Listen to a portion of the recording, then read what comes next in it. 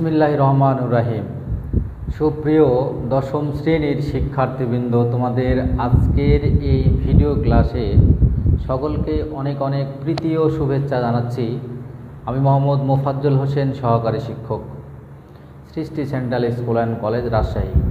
প্রাণপ্রিয় শিক্ষার্থীবৃন্দ, ঈদ পরবর্তী আজকেই তোমাদের এই ফিনান্স ও ব্যাংকিং প্রথম ক্লাস। তোমরা নিশ্চয়ই সকলেই প্রথম সেমিস্টার পরীক্ষা অনেক মনোযোগের সাথে পরিশ্রম করেই দিয়েছো। আমরা খাতাগুলো দেখছি, সবার খাতা যদিও দেখা হয়নি। অনেকেই চমৎকার লিখেছো, আবার অনেকেই যে উদ্দীপক লিখেছো, এটা অনেকবার বলার পরেও এই বিষয়গুলো তোমাদের অবশ্যই অ্যাভয়েড করা উচিত। শুধুমাত্র উদ্দীপক লিখে ভালো নাম্বার পাওয়া যায় না। উদ্দীপক সেই সমস্ত স্টুডেন্টগুলোই লিখে যারা মূল বই ভালোভাবে আয়ত্ত করতে পারে না। বর্তমান সৃজনশীল সিস্টেমে যদি তুমি ভালো অ্যান্সার করতে চাও, তাহলে তোমাকে বই সম্পর্কে পরিপূর্ণ ধারণা থাকতে হবে। তুমি যে অধ্যায়টা পড়বে, যে চ্যাপ্টারটা পড়বে, সেই চ্যাপ্টার সম্পর্কে তুমি কতটুকু দখলতা অর্জন করতে পেরেছো, এর উপরেই কিন্তু তোমার প্রশ্নের মান নির্ভর করে। তো এই কথাটা বারবার বলা হচ্ছে, তোমরা অবশ্যই মূল বইটা ভালো করে পড়ো। বইয়ের বেশ কতগুলো বাক্য, বেশ কতগুলো শব্দ তোমাদের অজানা থাকতেই পারে, সেই বিষয়গুলো আমাদের কাছ থেকে জেনে নাও। তো প্রাণপ্রিয় দশম শ্রেণী শিক্ষার্থীবৃন্দ, তোমরা নিশ্চয়ই জানো যে তোমাদের প্রথম সেমিস্টার পরীক্ষার পরে আর কোনো সেমিস্টার পরীক্ষা না হয়ে সরাসরি প্রি টেস্ট পরীক্ষা দিতে হয়, অর্থাৎ গোটা বই থেকেই দিতে হয়। তো এই ফিনান্স ও ব্যাংকিং বইটা যেহেতু গোটা বই থেকেই তোমাদের আবারও দিতে হবে, অনেকবার তোমরা পড়েছো, আমি আবারও সেই শুরু থেকেই তোমাদের আলোচনাটা তোমাদের সামনে উপস্থাপন করব বলেই আমি পরিকল্পনা নিয়ে এসেছি। অনেকেই যারা উদ্দীপক লিখেছো, তারা যদি এই ক্লাসগুলো ভালোভাবে অনুসরণ করো, ইনশাল্লাহ তোমাদের উপকার হবে। তোমরা প্রশ্ন করো কম, এটাই হচ্ছে তোমাদের ব্যর্থতা বলা চলে। বুঝতে পারো না, তোমরা প্রশ্ন করো। অনলাইন মাধ্যমে আমরা তোমাদের সাথে আছি, তোমাদের বলা হয়েছে তোমরা আমাদের ফোনও করতে পারো, হোয়াটসঅ্যাপে মেসেজ করতে পারো একটা প্রশ্ন দিয়ে। তো যত প্রশ্ন করবে ততই শিখবে। তো শুরুতেই আমরা মহান সৃষ্টিকর্তার প্রতি কৃতজ্ঞতা প্রকাশ করছি, যিনি আমাদেরকে এখন পর্যন্ত এই দুর্যোগপূর্ণ পরিস্থিতির মধ্যে থেকেও ভালো রেখেছেন।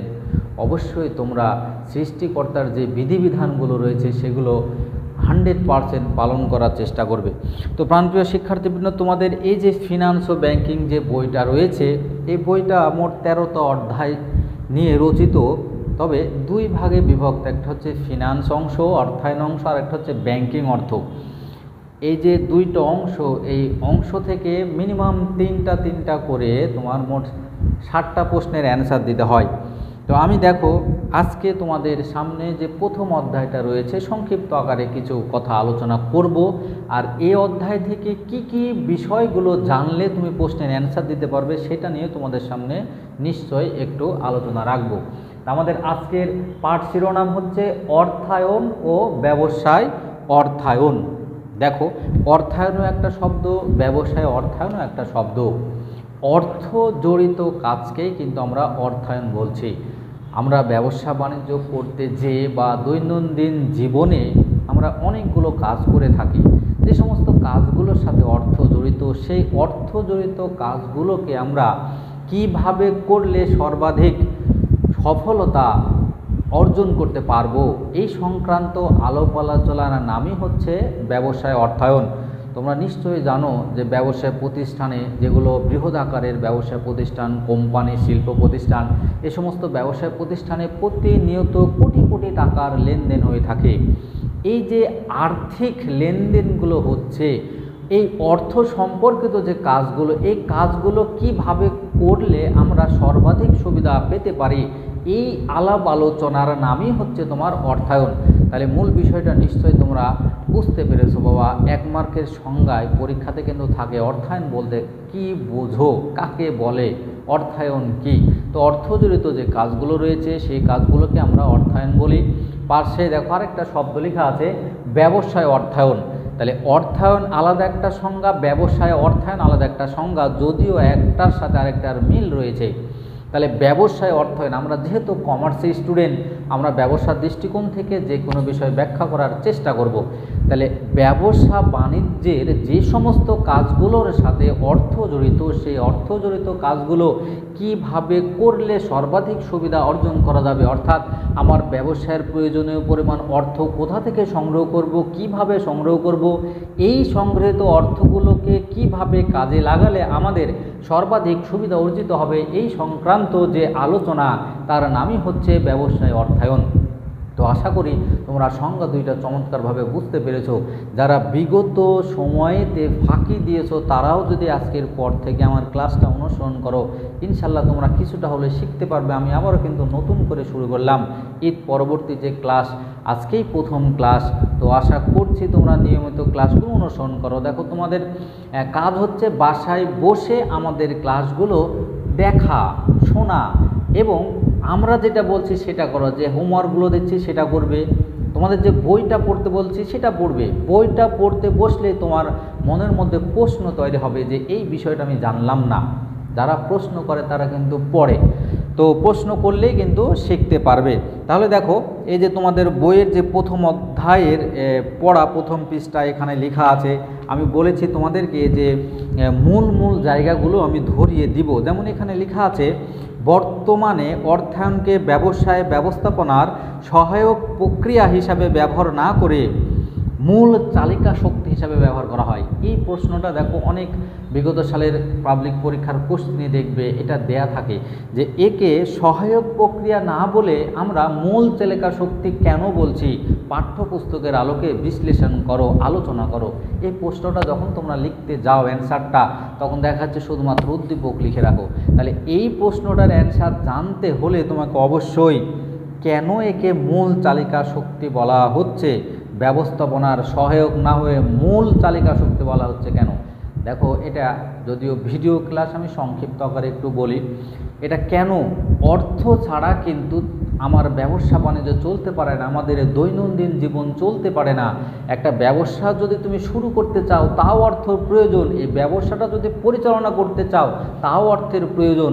এটা কিন্তু ডিটেলস ব্যাখ্যা রয়েছে কেন অর্থের প্রয়োজন, কোন কোন খাতে অর্থ দরকার হয়, কোন কোন উৎস থেকে অর্থগুলো পায়। এই অর্থ জড়িত কাজগুলো যদি সঠিকভাবে আমরা করতে পারি তাহলে ব্যবসায় অবশ্যই সফলতার মুখ দেখবে। পরিশেষে যে বলবে এই সমস্ত কারণেই একে আমাদের বর্তমান সময়ে সহায়ক প্রক্রিয়া না বলে মূল চালিকা শক্তি হিসেবে বলা হচ্ছে। তাহলে দেখো, ছোট্ট একটা বিষয় তোমাদের ধরিয়ে দিলাম যে প্রশ্নের অ্যান্সারটা করতে হবে কিভাবে, শুধু উদ্দীপক লিখবে না।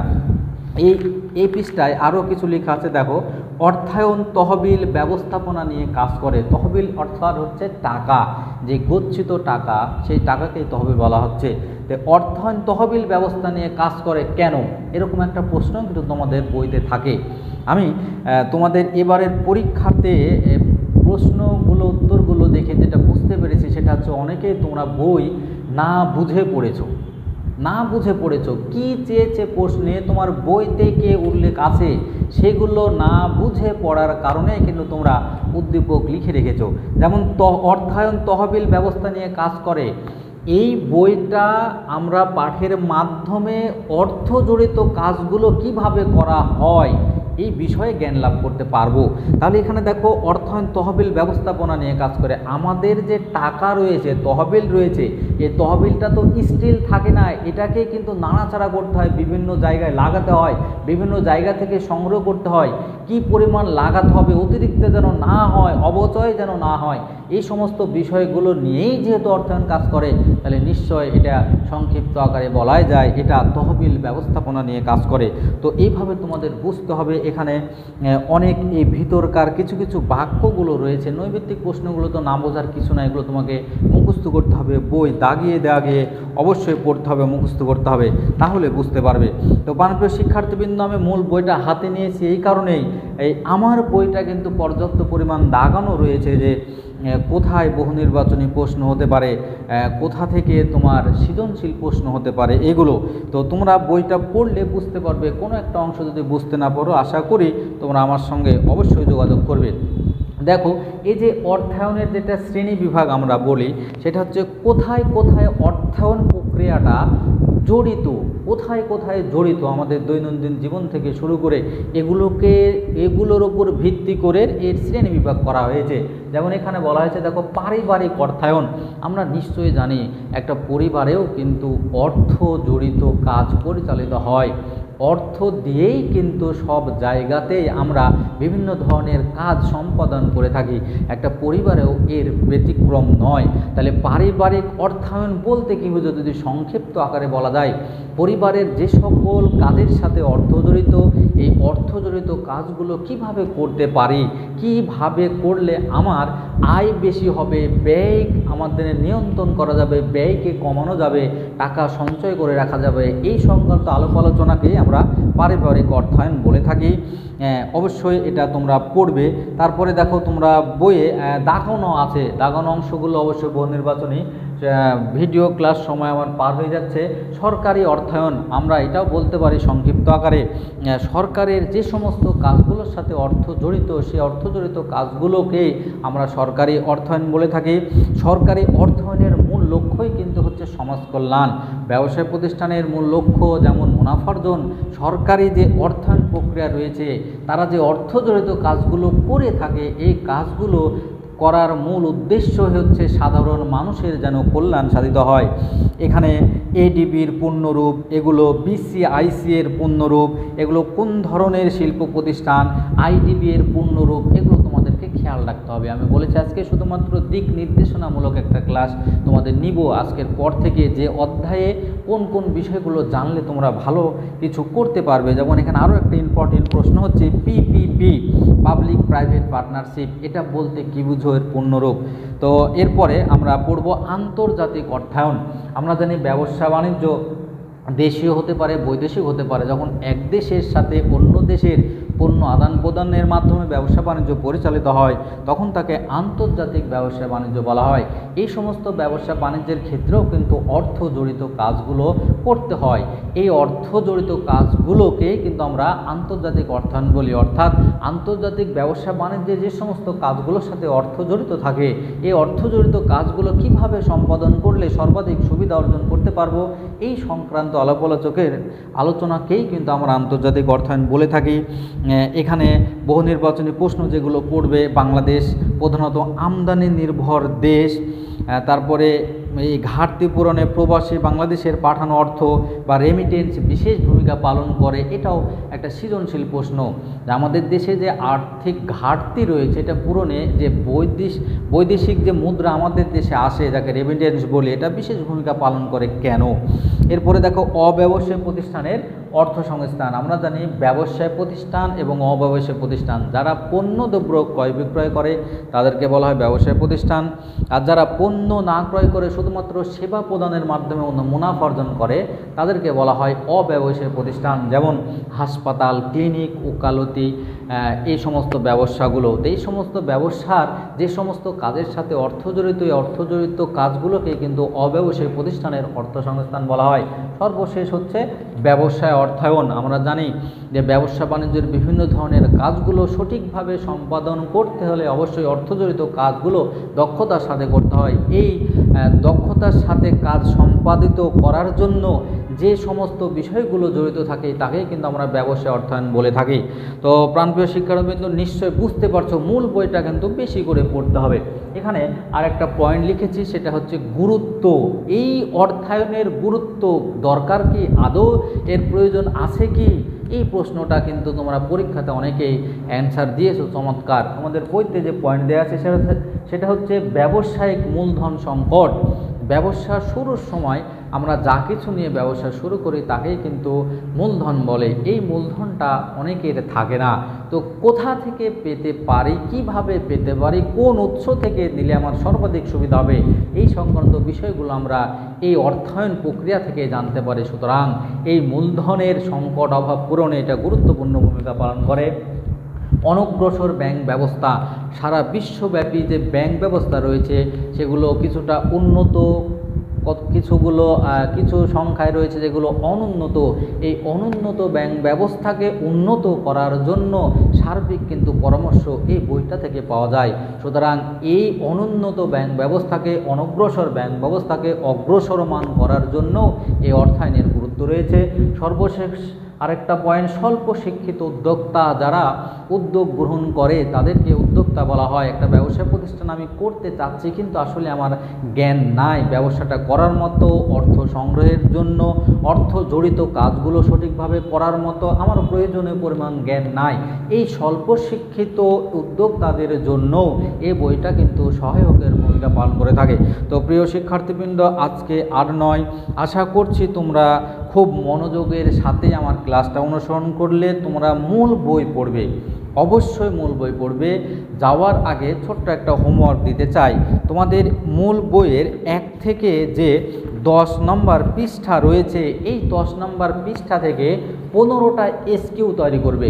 যারা তৈরি করবে তারা জানবো অবশ্যই তোমরা পড়েছো। তাহলে আবারও বলছি, 1 থেকে 10 নম্বর পৃষ্ঠায় হতে তোমরা মোট 15টা এসকিউ প্রশ্ন তৈরি করে উত্তর সহকারে আমার কাছে হোয়াটসঅ্যাপে পাঠাবে, আমি ইনশাল্লাহ তোমাদের দেখে দেব। তো সকলের সুস্বাস্থ্য কামনা করছি। তোমরা যেখানেই থাকো মহান আল্লাহ তাআলা যেন তোমাদের সর্বদা সুখে শান্তিতে রাখেন, এই প্রত্যাশায় বিদায় নিচ্ছি। আল্লাহ হাফেজ।